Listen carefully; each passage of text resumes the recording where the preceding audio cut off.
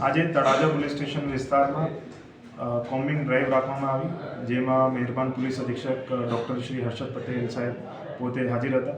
આમાં તળાજા ટાઉનના અલગ અલગ વિસ્તાર જેવા પંચશીલ સોસાયટી અને હુડકો વિસ્તાર, પાવઠી ગામના વિસ્તાર, ત્યાં જે જૂના આરોપીઓ હતા એના ઘરે કોમ્બિંગ કરવામાં આવી અને આમાંથી 2 આરોપી જેમાં હાજીભાઈ બાવણકા અને હુસેનભાઈ બાવણકાના ઘરેથી પ્રતિબંધિત હથિયારો મળી આવ્યા છે. એના વિરુદ્ધ કાયદેસરની કાર્યવાહી કરવામાં આવી રહી છે.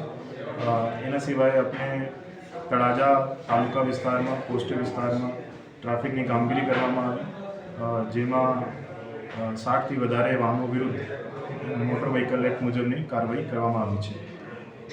જી સર, પોલીસનું અચાનક કોમ્બિંગ પ્રજામાં આપ શું સંદેશ આપવા માગો છો લોકોને?